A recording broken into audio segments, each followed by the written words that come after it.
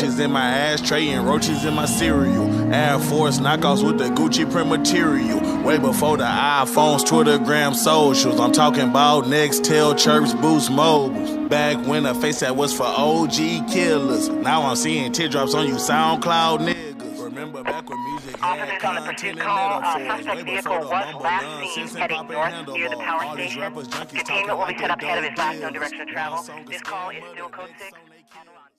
Okay, so part 2 to this whole fuse box relocation.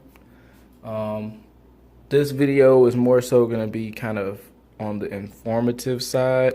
Just wanted to kind of put this information out there, and that's mostly the reason why I made this channel. So even though we have the wiring diagrams and stuff like that for the entire fuse box harness going in, that's all the connections for that. And then this one, which is the other half of it being in there. I just wanted to go ahead and like give the best visual representation that I possibly could, because it took me a minute. Even though I had that, it still took me a minute, and I had to find some other stuff. So in the process of doing this, I've only just labeled them all, but in the process of doing this, I've sorted out a bunch of stuff. So I haven't figured out what this is. I'm pretty sure it's aftermarket. But it does look like it connected to some type of OEM, circuit at some point, but I have no idea, absolutely no idea what this is or was, and it's completely separate from that harness. It was only zip tied on there. Second, this was one. This is also something that's not connected. Well, it is, but it's not connected to the fuse box harness, because I was trying to figure out what these plugs were when I was like labeling it, and I was looking at the fuse box diagram and I couldn't find what these plugs were and stuff like that, and I was like, I can't see them on the diagram. But from what I ended up kind of figuring out, I believe that this is the transmission / lower engine harness, and it was just connected to the fuse box, so I just assumed that it was part of the fuse box harness, but I ended up disconnecting the whole thing, so that's a separate harness. I'll probably, I'll take a look at it. I'll probably restore it and get it to match, but I'll figure that out later. This is the main priority. Let's see what else. I also noticed this. I think I said that in the last video. The previous owner did this. I think he said this was a fan relay that he had just connected to the terminal. It was just, So I took that out. There is this thing. I'm not entirely sure what was going on here. It's a fuse, but it looks like it was broken. I'm not sure what it went to. That is just, I have no idea what that was for. And then the last thing is this coming out of the side here. I'm not entirely sure what this went to at all, because if it had a plug, it's clearly been removed, and it's just one single wire. I'm guessing it's a ground wire of some kind, but I'm not entirely sure. So basically what I'm gonna be doing in this video is just showing like all the plugs and stuff like that, just to kind of put that information out there, help anybody out that's kind of confused. If you got a problem with the wiring harness in any shape or fashion, this would be pretty good to help locate plugs and stuff like that. That's kind of what I'm having this to. And I'm also going to try to figure out how I can get all of this stuff out of the actual fuse box itself, because I'm going to be putting it in a different fuse box. So yeah, but I couldn't figure out what that was. I'm going to just start here with the fuse box. So immediately off the fuse box, the first connection, whatever, to come out, this side was cut, so I couldn't figure out what that was. And this side goes to the corner light, so pretty sure it's gonna be something dealing with the lights or something like that. I'm not sure, but that's the corner light. Then you have the body ground. This is gonna connect kind of where the headlights is. It's like right behind where that is. So there's that. Then the next one is gonna be this, which is triple pressure switch, this small one, and cooling fan motor, this big one. Yeah, pretty self-explanatory. The next one that comes off is this one that goes to the actual headlights themselves, the headlights and the fog lights. I'll just do one of these because the other one's the exact same, but you got this plug, which is, you know, this is basically the combination because there is a high and low beam function for that. Remember, this is for the Zinke front end, but I'm going to be redoing this so it goes with the S14.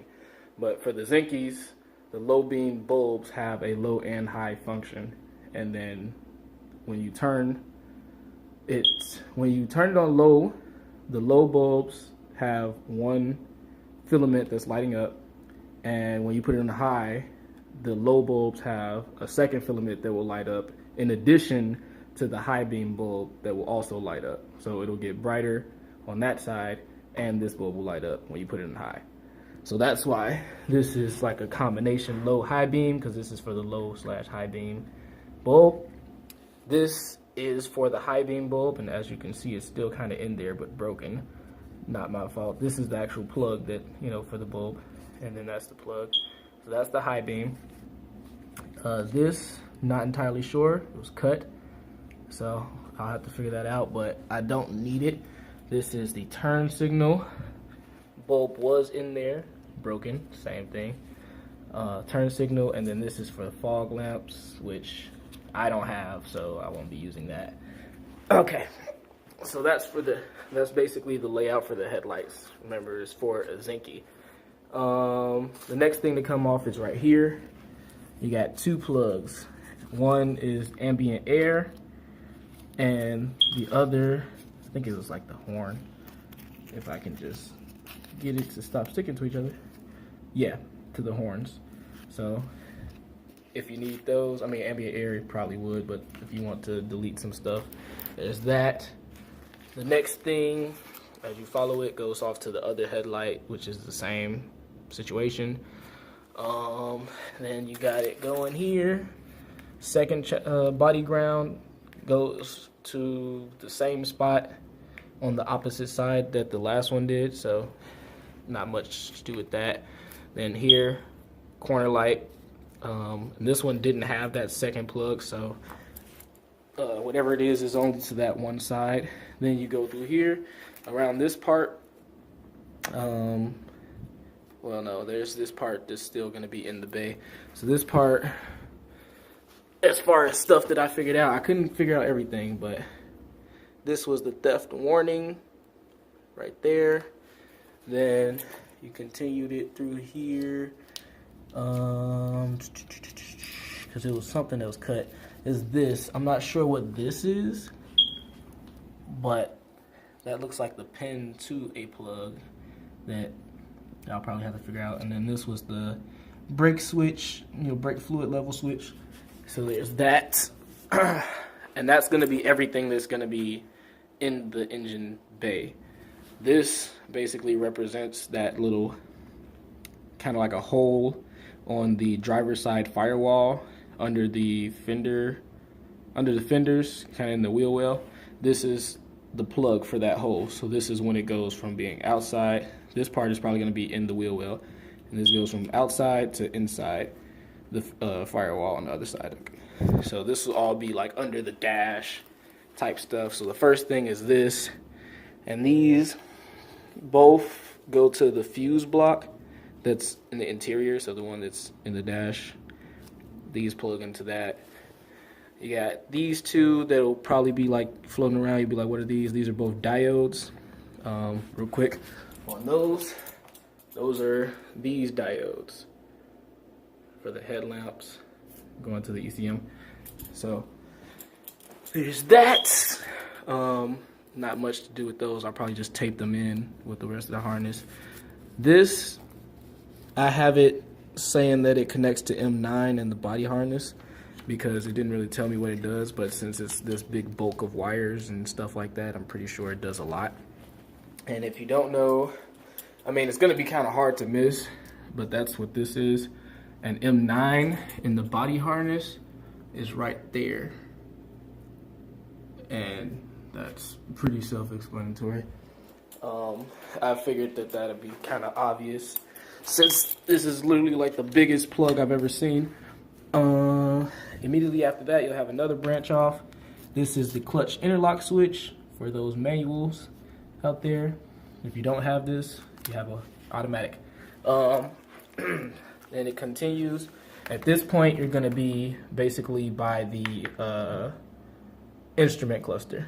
And so I got this plugs into dash panel instrument cluster because that's what all of this stuff is. Now I don't have this labeled because I'm kind of having a hard time figuring out which plugs are which, but I know for a fact that when I'm reinstalling these, there's only one plug for each function. One of these is for the windshield wipers, one of them is for the turn signal, one is for the headlight combination. So the ones that's for the headlight combination is going to be either this one, or this one. Those three are going to be your combination. So one is for headlights, one is for turn signals / hazards, and then I think either this one or this black one right here is going to be for your windshield wipers. I'm trying to think what else. This is for the fog lamp switch if you have fog lamps. This is where that goes. Mine has a relay because I don't have fog lamps. So that's that. Which ones I did? I did these. I'm trying to think what else. I think that was all to those. If I'm not mistaken. Yeah, you got, the key switch and the ignition switch is also going to be in there. So this is that. I mean, if you could figure out which plug is which from this, maybe I'm just stupid, but that's pretty much what I was using to figure those out. And that's pretty much it. That's every plug that's on, well, not every plug, but majority of the plugs that's on the fuse box harness. What most people will do is, since this runs from passenger side of the car across the front and under the wheel well into the firewall here, what they'll do is cut it about right there and put this fuse box in the dash. So they'll cut it right before the headlights, label all the wires, then cut about right there and basically merge this point with that point and get rid of all this and basically extend the wires for the headlights so that they reach out, put that in the dash, and then have everything else go back the way it is. So I'm not sure if I'll do that or not yet. I might. We'll get into that later on in a couple, later videos. But like I said, I just wanted this video to kind of explain the layout of this harness, give a good visual representation and stuff like that. Let's see. I do want to figure out how to tear this thing down because this actually comes out like this little thing right here. That will come out, this will come out, and this one will come out, which is probably how he got this, whatever that is, in there. Somebody told me that there was some tabs on the bottom. I think I see them. I mean, I might do that in the next video once I figure out completely how to do it, because I don't want to be on here. And then this is broken. But I don't want to be on here just, rambling. These plugs go to the transmission / lower engine harness over there. So that's what these is. One is to the lower harness, and then one is to the starter solenoid, and I want to say oil temp. Is that what I wrote there? Oil pressure sensor. So this one, oil pressure, starter solenoid, 12 volts, and this one goes to that other harness completely. But both of those plugs are going to be located in there.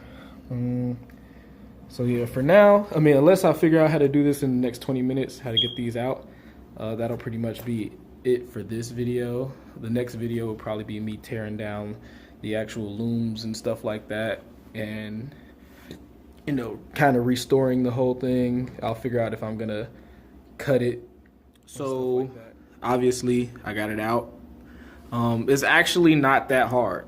It's just the way that the fuse box is designed, it's really hard to tell how to get it out. So this is basically what it looks like when you get it out. You got the 3 separate pieces, this one, that one. And then this is the part that goes down. This is that other wire that was already coming out. So as far as the fuse box, this is basically how you get the wires out. So your fuse box is gonna most likely be sitting like this, all right, or whatever. There's these doors that you gotta open, these doors. This one was already open for me, but they're basically like, they got these tabs that you have to pluck out. So the way that this one is, you know, you can kind of see right there, the tab is right there. You gotta use like a flathead. So I just used this one.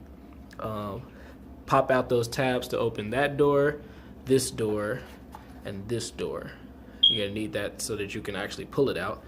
And then from that point on, it's really just not babying it.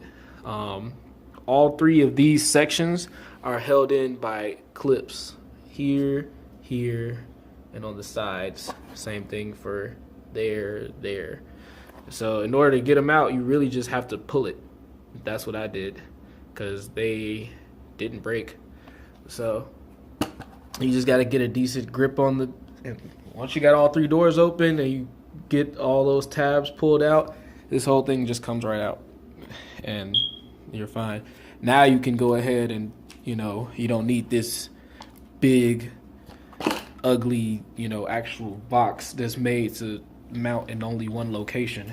You can mount these anywhere. You can make a custom box if you want to. You know, the world is yours. Just a side note, I think I figured out what was going on with that brown wire. I think I might have figured out what was going on with that. So the way that that was hooked up in here was on this one. It was hooked up from this terminal connected to the black wire, and this terminal on the other side. So I'm guessing, I'm no expert, but I'm guessing that that was supposed to replace a fuse that went here. I'm guessing he just didn't have that fuse, so he decided to wire up some weird stuff and basically just make that connection up here, and that was just hanging, but the fuse ended up breaking anyway. So at some point I'm gonna just test continuity between these with like a wire connecting the two, and if that is the case, then I'll probably try to find whatever fuse is right here. Or if you guys know what fuse goes right here, if that connects these 2 ends / where I can get it from, just leave a comment. I'll go ahead and grab one, because there's also one missing on this end, but that one isn't connected to anything. It's got one wire here, but nothing on that side. So just let me know on that one. That fuse seems to be okay. All right, I'm gonna just leave it off there. Yeah, like, comment, subscribe, especially if you know what's going on with this. And we'll go ahead and continue this part 3.